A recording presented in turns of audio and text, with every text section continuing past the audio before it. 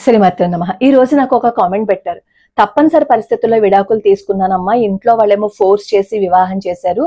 అలా రెండో పెళ్లి చేసుకున్న వాళ్ళు ఏ మంచి చెడు కార్యక్రమానికి వెళ్ళకూడదట కదమ్మా, నాకు చాలా బాధేస్తుందని చెప్పి కామెంట్ పెట్టారు. ఆ అమ్మాయి ఎంత బాధపడితే నాకు అలా కామెంట్ పెడతారు చెప్పండి. అయినా ఈ సమాజంలో మన ఇంట్లో జరిగే దానికంటే కూడా పక్కోడి ఇంట్లో ఏం జరిగింది అనే చూస్తాం. మన ఇంట్లో ఎప్పుడు మనం చూసుకోం. మన చూపు ఎప్పుడు పక్క వాళ్ళ దగ్గరే ఉంటుంది.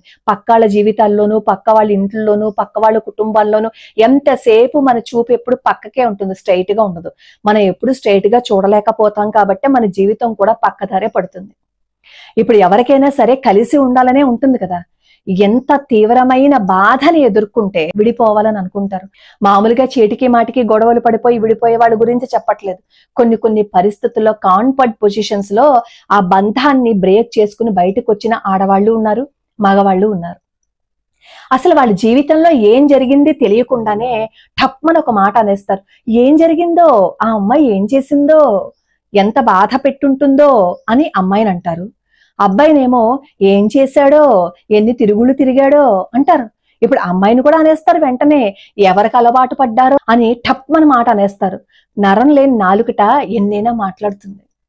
మనం ఇంకొకరిని బాధ పెట్టే విధంగా మాట్లాడేటప్పుడు మనల్ని అదే మాట అంటే మన బతుకు ఏంటి అనేది అర్థం చేసుకుంటే ఇంకొకరిని మనం పౌరుషంగా మాట్లాడం. పక్క వాళ్ళ జీవితంలో తొంగి చూడవలసిన అవసరం మనకేంటి? మన జీవితంలోనే ఎన్నో ఉంటాయి కష్టాలు.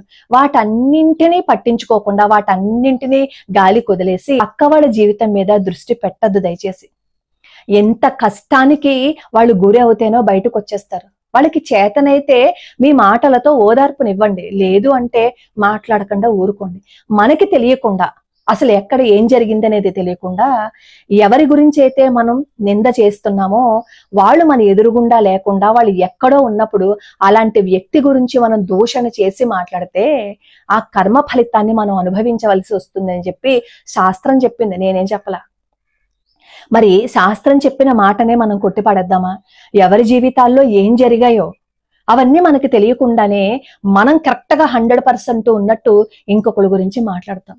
ఒక మనిషిని మాటలతో హింసించకండి. అలా హింసిస్తే ఆ మనిషి ఎంత కృంగిపోతారో, ఒక్కొక్కసారి ప్రాణాలు తీసుకునేంత వరకు వెళ్ళిపోతారు.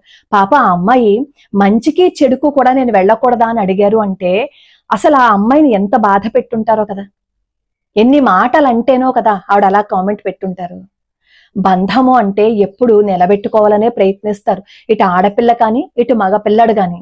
మగపిల్లవాడికి బంధాన్ని వదిలేసుకోవాలని ఉండదు, ఆడపిల్లకి కూడా బంధాన్ని వదులుకోవాలని ఉండదు. కానీ కొన్ని పరిస్థితుల్లో బయటికి రావాల్సి వస్తుంది. తల్లిదండ్రులు బలవంతంగా వివాహం చేస్తారు. అలా వివాహం చేసిన వాళ్ళని తక్కువ చేసి వాళ్ళ వ్యక్తిత్వ దూషణ చేయకండి దయచేసి. మనం ఒకళ్ళని ఒక వేలు పెట్టి చూపిస్తున్నాము అంటే 4 వేళ్లు మన వైపు కూడా చూపిస్తాయి. రేపు అన్న రోజు ఆ పాపానికి మనం కూడా బాధ్యులమే. ఆ విసిరేసిన రాతి వల్ల ఎదుటి వాళ్ళకి దెబ్బ తగిలితే ఆ దెబ్బకి తగ్గ ఫలితాన్ని మనం కూడా అనుభవించాలి అని గుర్తుపెట్టుకోండి. అలానే ఒకవేళ ఇలాంటి వాళ్ళు ఎవరైనా మాటలు మాట్లాడుకున్నారు అని అనుకోండి, మన జీవితంలో వేలు పెట్టి తొంగి చూసి వాళ్ళు మనల్ని తిట్టారు అని అనుకోండి, బాధపడకండి. ఎందుకో చెప్పనా, పనికి మాలిన టైం వేస్ట్ చేసుకునే వాళ్ళు ఉంటారు. వాళ్ళ జీవితాల్లో వాళ్ళు చూసుకోరు, కానీ పక్కోడి జీవితంలో చూసి వేలు పెట్టి మాట్లాడుతూ ఉంటారు. అలా సమయాన్ని వృధా చేసుకునే వాళ్ళ మాటలు పట్టించుకుంటూ మనం ఎందుకు బాధపడాలి? నిజంగా ఒక లక్ష్యాన్ని చేరుకోవాలని అనుకునే వాళ్ళు పక్కవాడి జీవితంలోకి తొంగి చూడరు. ఏ పని పాట లేకుండా ఉన్న వాళ్ళే పక్క వాళ్ళ జీవితంలో చూస్తూ ఉంటారు. అలా పని పాట లేని వాళ్ళు మనల్ని అంటే మనం ఎందుకు భయపడాలి, మనం ఎందుకు బాధపడాలి? రోడ్డు మీద నుంచి వెళ్ళిపోతున్నప్పుడు ఎన్నో అవాంతరాలు వస్తూ ఉంటాయి. ప్రతి అవాంతరం దగ్గర ఆగిపోయి అయ్యో నాకు ఇక్కడ అవాంతరం వచ్చింది అని అక్కడే ఉండిపోతే మనం చేరుకోవాల్సిన లక్ష్యాన్ని మనం చేరుకోగలుగుతామా? మనం చేరుకోవాల్సిన గమ్యాన్ని మనం చేరుకోగలుగుతామా? పొరపాటును కూడా చేరుకోలేం. ఎవరు ఏమనుకున్నా సరే వదిలి పాడేసి బిందాస్ గా అడుగు ముందుకు వెయ్యి, నీ లక్ష్యాన్ని చేరుకో. నువ్వు సాధించాలి అనుకున్నది సాధించు.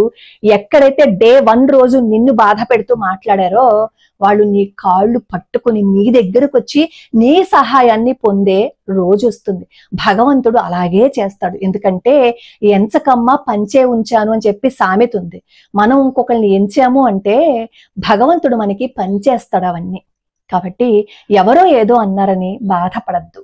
ధైర్యంగా ఉండండి. మన దగ్గర సత్తా, దమ్ము, ధైర్యం ఉంటేనే పక్కోడొచ్చి మనల్ని అస్తమాను మనల్ని కిందకి ఆగేయాలని అనుకుంటాడు.